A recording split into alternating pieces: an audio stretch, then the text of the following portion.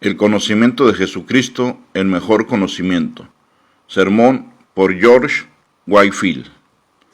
Las personas a quienes les fueron escritas estas palabras eran los miembros de la iglesia de Corinto, quienes, al parecer, por el correr del capítulo, estaban no solo divididos en distintas sectas, por unos que decían yo soy de Pablo y otros yo soy de Apolos, sino que también tenían hombres entre ellos, quienes estaban tan llenos de sabiduría mundana, y eran tan sabios a sus propios ojos, que menospreciaban la simpleza del Evangelio, y consideraban una tontera las prédicas del apóstol. Nunca tuvo el apóstol mayor necesidad de la astucia de la serpiente y la mansedumbre de la paloma, que en este momento, ¿y cuánto es la suma de toda su sabiduría?, les dijo. En términos del texto, pues me propuse no saber entre vosotros cosa alguna, sino a Jesucristo y a este crucificado. Primera de Corintios 2:2. Una resolución digna del apóstol San Pablo, y no menos digna ni menos necesaria para cada ministro y discípulo de Cristo, para realizarla todos los días y hasta el fin del mundo.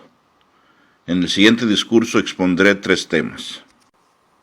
El primero, ¿qué significa no saber nada sino a Jesucristo y a este crucificado?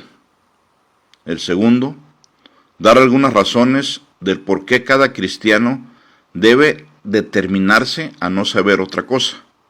Y tercero, concluir con una exhortación general para llevar estas determinaciones a la práctica.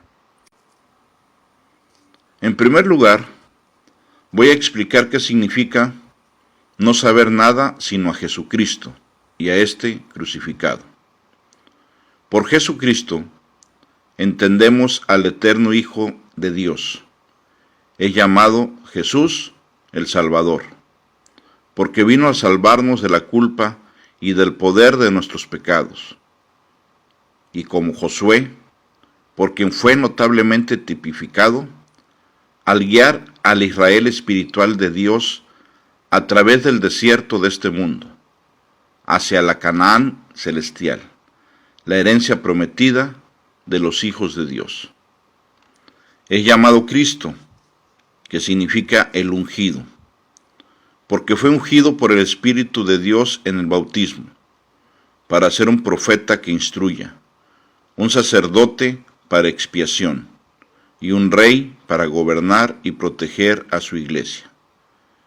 Y fue crucificado o colgado hasta que murió en aquella cruz, para llegar a hacerse maldición por nosotros, porque escrito está, maldito todo aquel que es colgado en un madero. El fundamento o la primera causa de su sufrimiento fue nuestra caída en Adán, en quien, conforme declara la viva palabra de Dios, todos morimos. Su pecado nos fue imputado a todos nosotros. Agradó a Dios, luego de haber hablado del mundo a la existencia, crear al hombre a su divina imagen, para soplar en él aliento de vida, y ponerlo como nuestro representante en el jardín del Edén. Sin embargo, dejado a su libre albedrío, comió del fruto prohibido, a pesar de que Dios le había dicho, el día que comieres de ese árbol, ciertamente morirás. Y de modo que, con toda su descendencia, en cuyo nombre actuó, se convirtió en responsable por la ira de Dios y se hundió en la muerte espiritual. Pero he aquí la bondad, así como la severidad de Dios, porque ni bien había sido el hombre condenado como pecador, un Salvador le es revelado bajo el carácter de la semilla de la mujer, los méritos de cuyo sacrificio pasaron inmediatamente a tener lugar, y quien debió, en la plenitud del tiempo, al sufrir la muerte, suplir por la culpa que habíamos contraído, mediante la obediencia de la ley moral. Hizo para nosotros una justicia perfecta, y al volverse el principio de la nueva vida en nosotros, destruyó el poder del diablo, y por consiguiente puede restaurarnos y llevarnos hacia un mejor estado del que fuimos creados. Este es el claro relato de las Escrituras, de aquel piadoso misterio. Dios manifestó en la carne y asimismo en nuestros corazones, a no ser que estén cegados por el Dios de este siglo, de este mundo. No pueden sino producir un asentimiento inmediato. Indaguemos en nuestros propios corazones y preguntémonos, si pudiéramos criar a nuestros propios hijos, ¿o no lo haríamos acaso con una menor mezcla del bien y del mal de la que hallamos en nosotros mismos?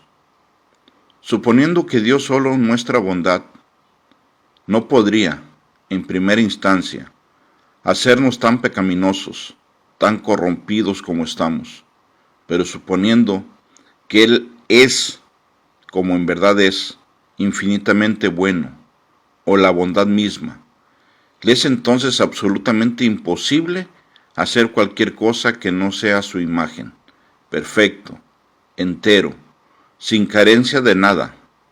El hombre, entonces, no pudo haber salido de las manos de su Creador tan miserable, ciego y desventurado, con tal mezcla de bestia y de diablo, como se halla ahora en sí mismo, sino que debe de haber caído de lo que en realidad era.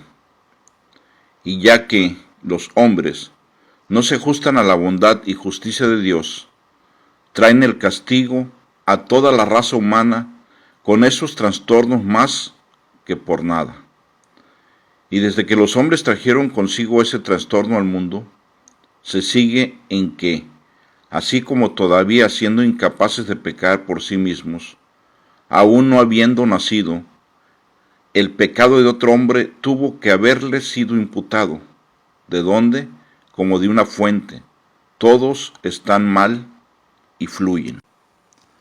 Sé que esta doctrina de nuestro pecado original, o la caída de Adán, es tenida como basura por los sabios disputadores de este siglo, quienes responderán a la misma: ¿cómo ha de encajar la bondad de Dios al imputar los pecados de un hombre a otro posterior e inocente?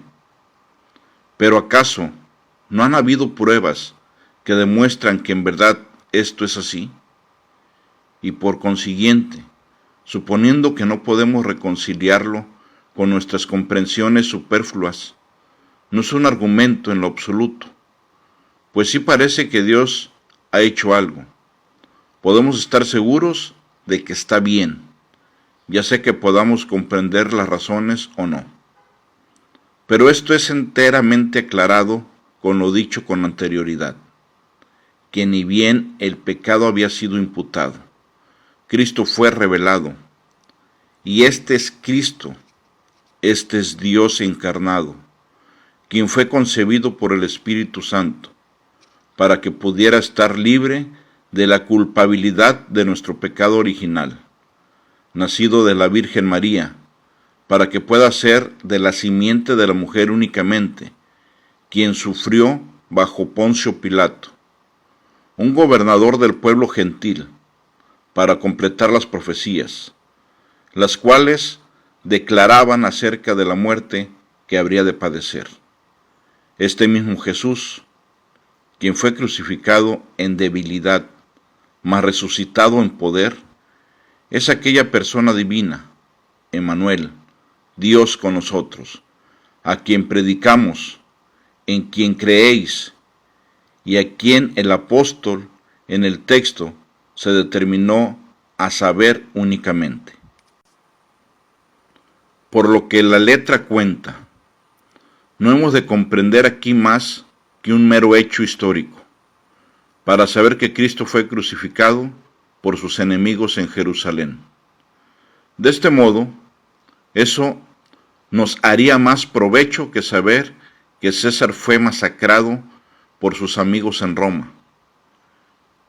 Pero, por lo que de la obra se sabe, significa conocer a fin de aprobar de él que cuando Cristo dice, de cierto os digo que no os conozco, dice no os conozco con el fin de probarlo a usted, significa conocerlo a él, así como aferrarse a él en todos sus oficios, para que sea nuestro profeta, sacerdote y rey, así como entregarnos a nosotros mismos por completo para ser instruidos, salvados y gobernados por él.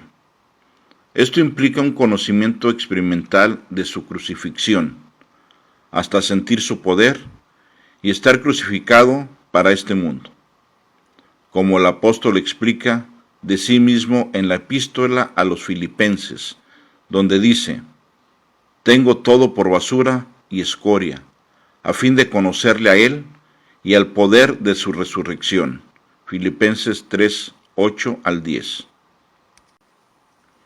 El apóstol se hallaba tan absorbido por este conocimiento que se determinó a no saber nada más. Decidió convertirlo en su único tema de estudio, en el principio gobernante de su vida, el principio y final en el cual todos sus pensamientos, palabras y acciones deberían centrarse. En segundo lugar, pasaré a dar unas razones de por qué cada cristiano, como el apóstol, debería proponerse no saber nada sino a Jesucristo y a éste crucificado. Primero, sin esto no seremos aceptos ante los ojos de Dios. Esto es vida eterna, conocerlo a Él, al único Dios verdadero, y a Jesucristo a quien ha enviado. Como también dice Pedro, ¿por qué no hay otro hombre bajo el cielo, dado a los hombres en que podamos ser salvos, sino el de Jesucristo? Algunos, de hecho, se complacen con la sabiduría de este mundo. Otros alaban el conocimiento de un gran número de idiomas.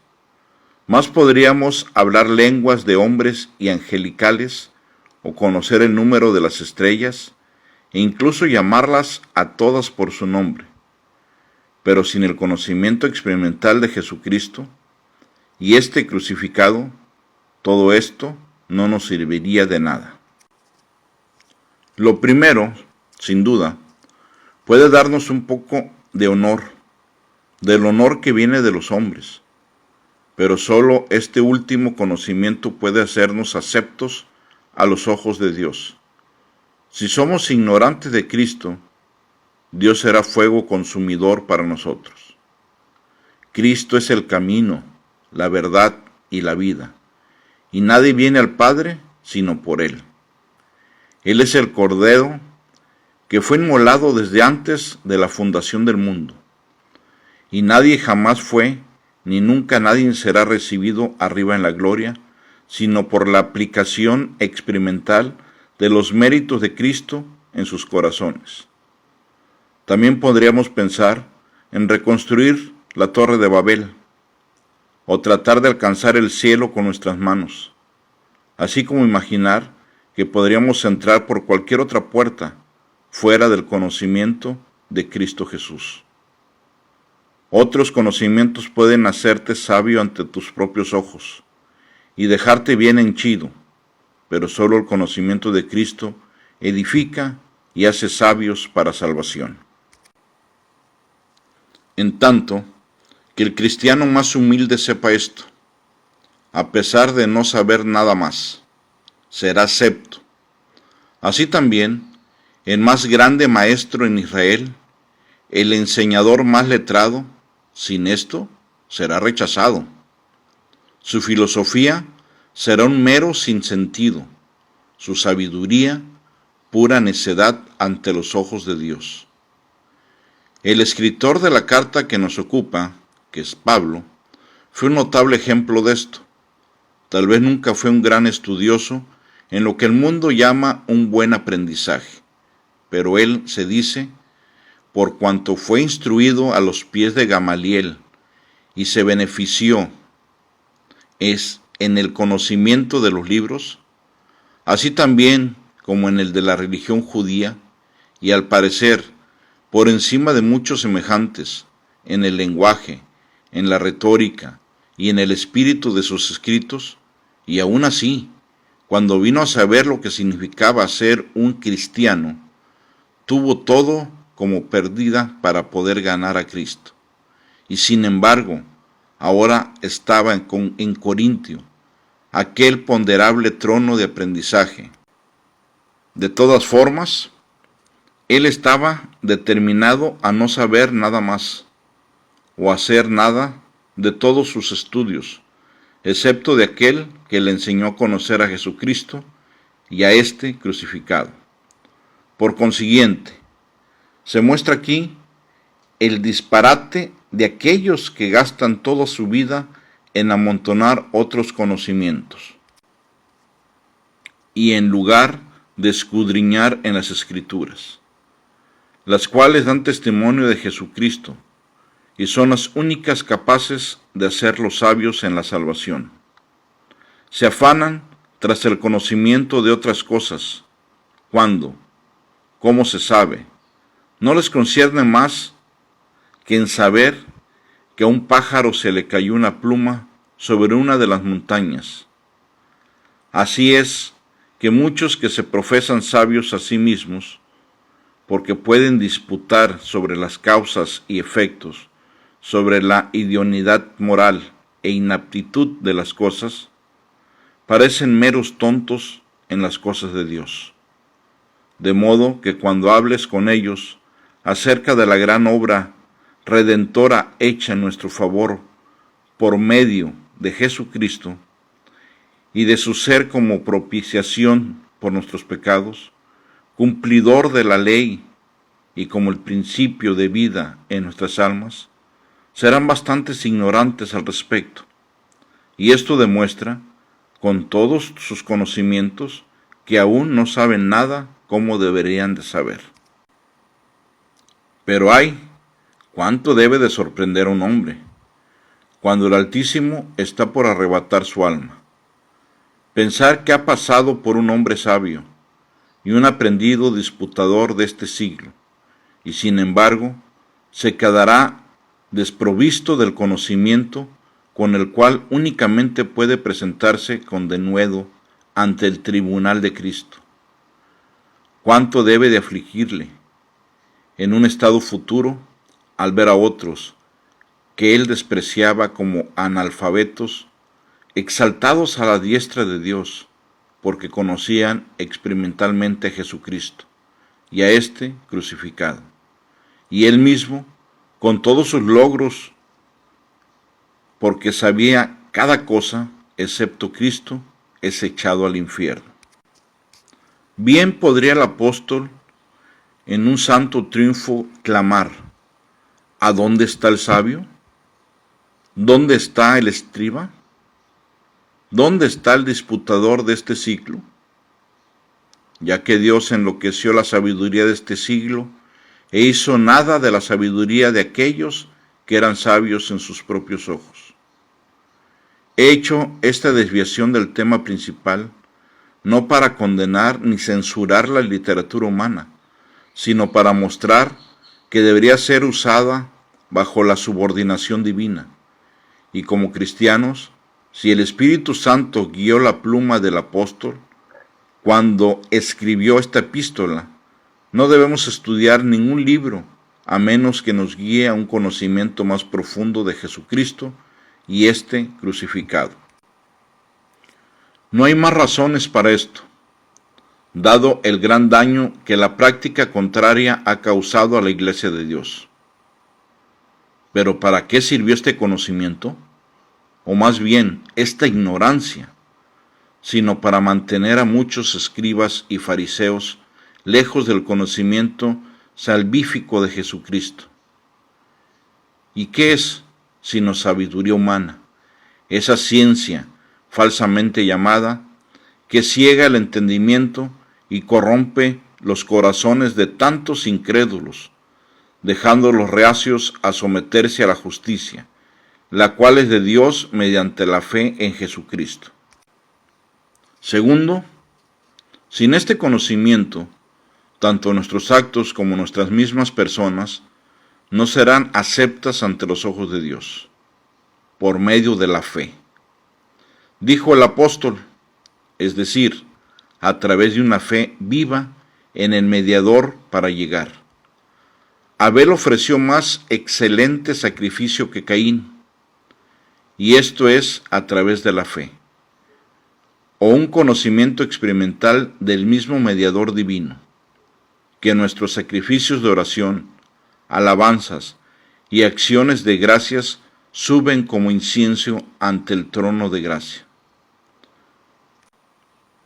Puede que dos personas vayan al templo a orar, pero solo uno volvió justificado, aquel que sinceramente elevó sus oraciones a través de nuestro Señor Jesucristo.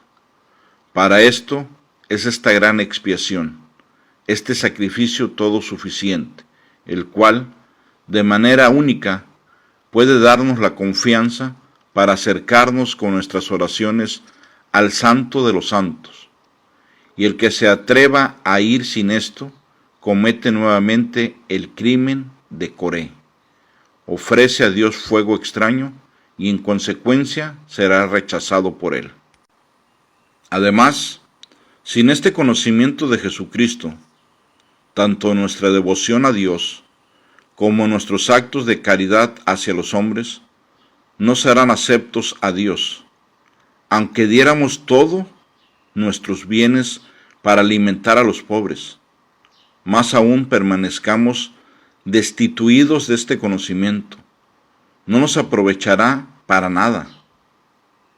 Nuestro bendito Señor mismo da a entender esto en el capítulo 25 de Mateo, donde les dice a aquellos quienes habían abundado en buenas obras, que, en la medida en lo que hicieron a uno de sus hermanos más pequeños, a él lo hicieron, de donde podemos deducir claramente que se trata de ver a Cristo en sus miembros y hacerles el bien a través de un conocimiento experimental de su amor para con nosotros, como lo único que hará que nuestras limosnas sean recompensadas en el día final.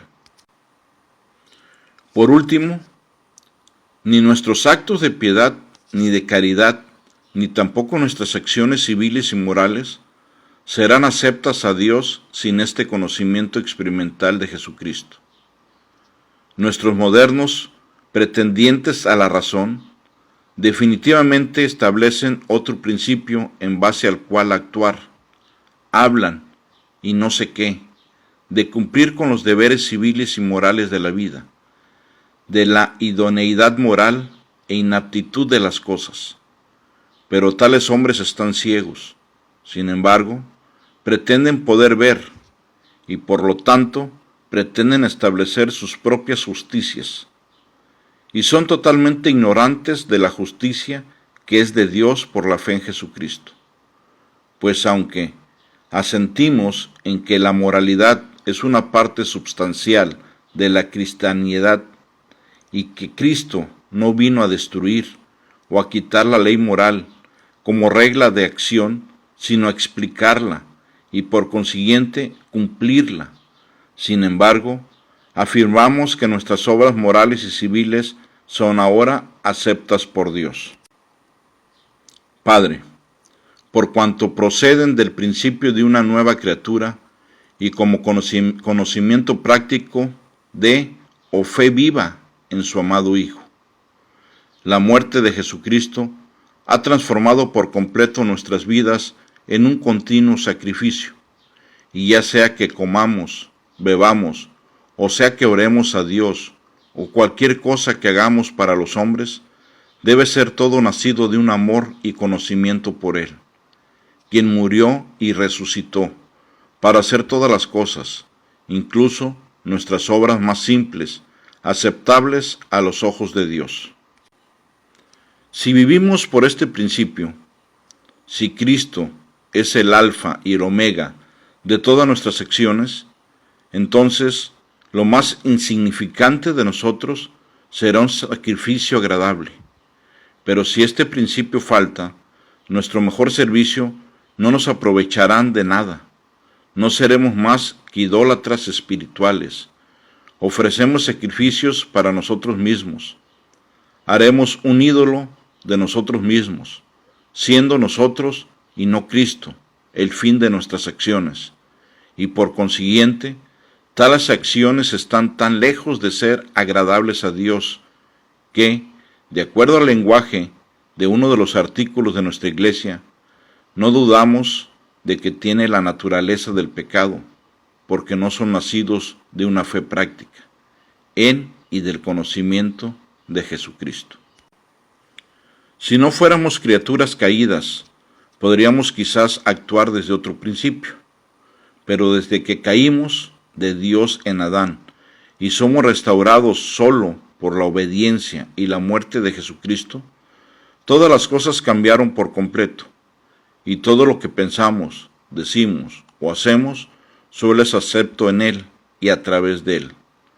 Justamente, por consiguiente, permítanme que, en el tercer y último punto, os exhorte a poner en práctica la resolución tomada aquí por el apóstol y rogarles, junto con él, a que se determinen a no saber nada sino a Jesucristo y a este crucificado. Digo determinar porque al menos que primero se siente y estime los costos de una sólida convicción de que la excelencia de esto es por sobre cualquier otro conocimiento, sea cual sea, y se resuelva a hacer de esto su principal punto de estudio, su único fin y su única cosa necesaria, cada frívola tentación tratará de desviarlos de semejante búsqueda. Sus amigos y conocidos carnales, y sobre todo, su gran adversario, el diablo, tratarán de persuadirle a que se determine a no saber nada, sino solo cómo atesorar los bienes por varios años, e instarlo a que pruebe y obtenga un conocimiento en la vanidad de vanidades de este mundo perverso.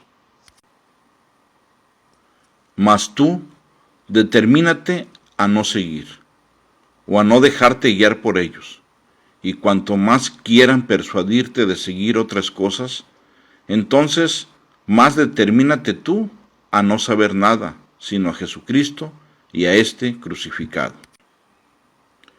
Pues este conocimiento nunca deja de ser, ya sea que tengamos riquezas, fallaran, ya sea lo que tengamos lo más espléndido cesara, ya sea que sean vanidades, se desvanecerán, pero el conocimiento de Jesucristo y este crucificado permanece para siempre. Así que, puede que ignore cualquier cosa, pero no sea ignorante en cuanto a esto. Si usted conoce a Cristo y a este crucificado, suponiendo que no sabe otra cosa, sabe lo suficiente para ser feliz. Y sin esto, todos tus otros conocimientos no podrán salvarte de ser un miserable por la eternidad.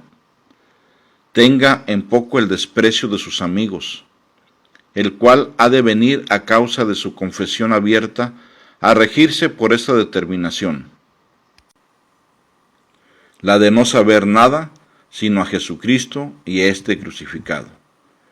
Ya el Maestro fue despreciado antes que tú.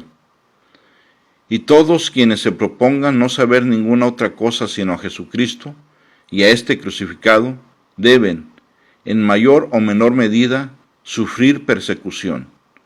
Es necesario que vengan las ofensas para probar qué es lo que hay en nuestros corazones y si vamos a ser fieles soldados de Cristo o no. ¿Te atreverás entonces a confesar a nuestro bendito Maestro delante de los hombres y hacer luz en el mundo, en medio de una generación maligna y perversa? No nos dejemos conformar con seguir de lejos, porque entonces le negaremos enseguida, como lo hizo Pedro, pero seamos cristianos por completo, y permitan que nuestras prédicas y todas nuestras acciones declaren al mundo de quiénes somos discípulos y que en verdad estamos determinados a no saber nada sino a Jesucristo y a este crucificado. Entonces seremos felices, inefablemente felices. Aún así, será con nosotros, y lo que es infinitamente mejor, cuando otros que nos despreciaban estén llamados a las montañas para que se derrumben sobre ellos, y a las colinas para que los cubran. Nosotros seremos exaltados para sentarnos a la diestra de Dios y brillar como el sol en el firmamento, en el reino de nuestro adorable Redentor, por los siglos de los siglos. Dios nos conceda de su infinita misericordia.